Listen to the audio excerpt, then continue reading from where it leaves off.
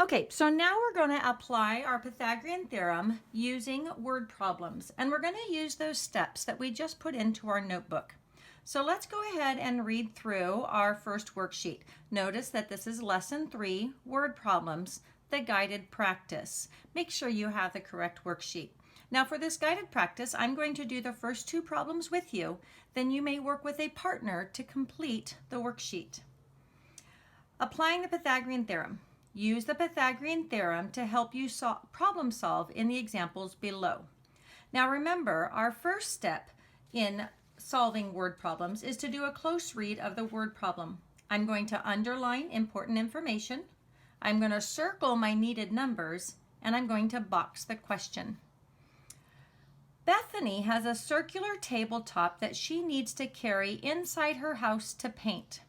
Her front door is a rectangle and has a width of 36 inches and a height of 80 inches. If the tabletop has a diameter of 86 inches, will it fit through her door? So I'm thinking, okay, Bethany has a table and she wants to fit it through her front door. So what's important to know is that she has a circular tabletop.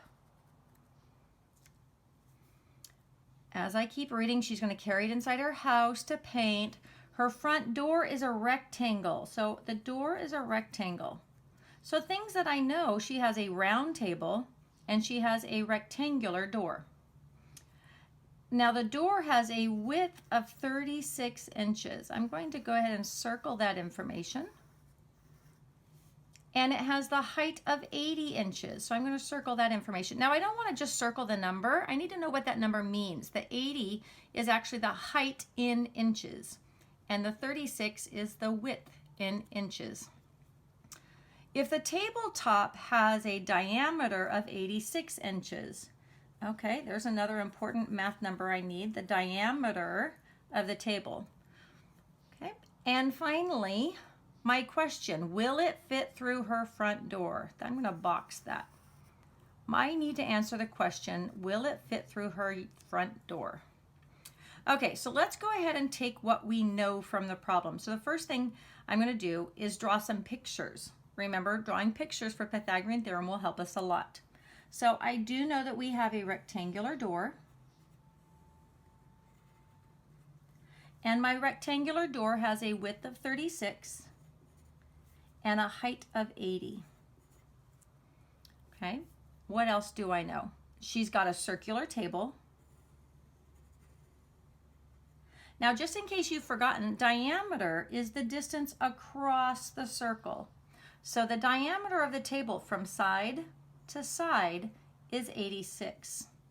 So I'm thinking if she wants to get through this, gets this through her door, she could lay it sideways and she could try to squeeze that table in diagonally. So I need to see if 86 inches will fit through this door diagonally, because I can see her actually pushing it through that door. So with what I know, I can't solve my problem until I find out some more information. I realize that I have a right triangle right here. See our right triangle? With this right triangle, I need to figure out the diagonal measurement of the door. So what do I need to know? I need to know the diagonal measurement of the door. In other words, I need to know what C is, the hypotenuse. Okay, so let's go ahead and plan our work. So again, I have my door. I know this is 36 and I know this is 80. What I don't know is the distance from corner to corner. Since I have a right angle here, I do know that 36 is a leg, so I'm going to put A. And I do know that 80 is another leg, so I'm going to put B. And since the diagonal is across from the right angle, that is my C, my hypotenuse. That's what I'm looking for. So now I'm going to go ahead and estimate. What do I think this answer could be? What could C be? C could be, it can't be anything less than 80, since C has to be the largest of my my three measurements. C has to be larger than 80. But I also know since this side is so short, my hypotenuse can't be a very big number. So I'm thinking this estimate, I'm expecting my number to be somewhere between 80 and 100. I think anything less than 80 is too small. Anything more than 100 will be way too big. So let's go ahead and get the work done. I have a squared plus b squared equals c squared. A is 36, so 36 squared, plus b is 80, so 80 squared equals c squared. Now 36 squared is 1,296, and 80 squared is 6,400. Now if I take these two numbers and add them together, I get 7,696, which is c squared. Now remember, I need c, not c squared. So I'm going to find the square root of 7,696 and the square root of c squared. And I get 87.7 equals c. That means my diagonal measurement right here is 87.7 inches. Now that did fall in my estimate. So my estimate, it's a good estimate. And my answer looks good because it fits. So now I need to figure out, does the table fit? Now my table is 86 inches. If this is 87.7, will the table fit? Well, since 86 is less than 87.7, then yes, it fits. Now we just need to write our solution into a sentence. Say the table will fit through the doorway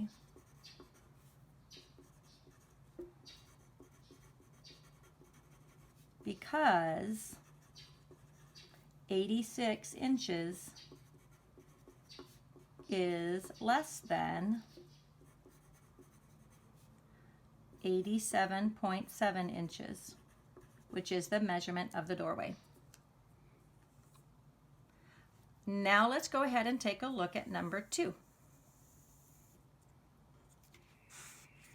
In number 2, we have a baseball game going on. Greg plays baseball at a field where the baseball diamond is a square with each side of the square measuring 90 feet. If the baseball was thrown from home plate to second base and then from second base to third, how many feet did the baseball travel? Round to the nearest tenth.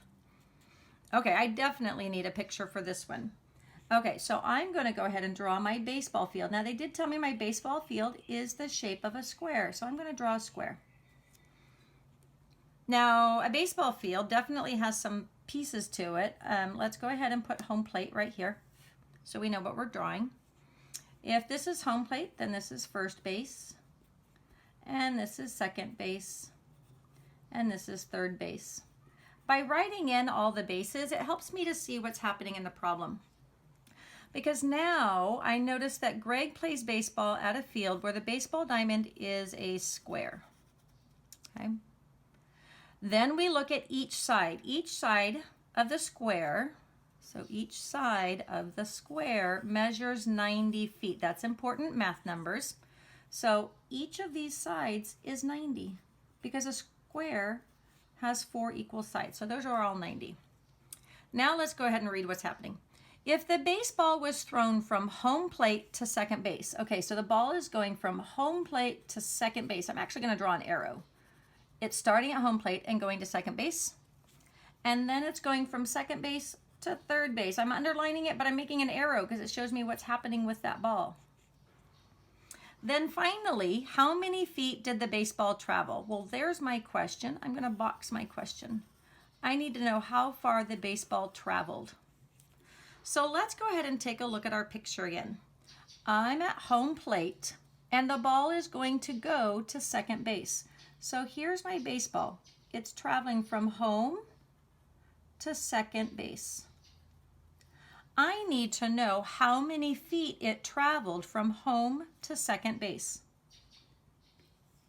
Then the ball goes from second base to third base. Okay, this is looking like a two-step problem. I need to find out how far the distance is here. Then I need to figure out how far the ball traveled altogether. So I think I need to know two things. The first thing I need to know is the distance from home to second, because I don't know that distance. The second thing I need to know is the actual question in the problem. The question in the problem is asking how many feet did the baseball travel? So I need to know the total distance the ball travels. So I need to know two different things from this problem. So to make my plan here, I've got to start to figure out an estimate. Now again, if my estimate, what am I expecting as an answer for the number of feet the baseball traveled? Well, I know it's traveling from home to second. I know that number has to be a little bit more than 90, but then it's going to travel another 90 feet. So this number, which is a little bit more than 90, plus this number, which is about 90, I'm going to estimate about 200 feet. If I get a number that's a lot bigger or a lot smaller than 200, then I'm probably doing something wrong. Okay, so now let's go ahead and figure out our first problem. Our first problem is the distance from home to second. So home to second, I've got home base here, home plate, and I've got second base here. Well, I know that the distance here is 90 and the distance here is 90. As I said, we are looking at Pythagorean theorem, so we're expecting to see right triangles. And you do see a right triangle right here. So that means that A is a leg, and 90 here, B is a leg. And from home to second base is C. It's our hypotenuse. It's what we're missing. So let's find that value. A squared plus B squared equals C squared. 90 squared plus 90 squared equals C squared. Now 90 squared is 8,100 plus 8,100. And if I add those two together, I get 16,200 equals C squared. Now I'm going to find the square root of each one, and I get that C is about 127 feet. It's about 127 feet. So here now is 127 feet. So I've answered my first question. My distance from home to second is 127 feet. My second part of my problem now is to find the total distance.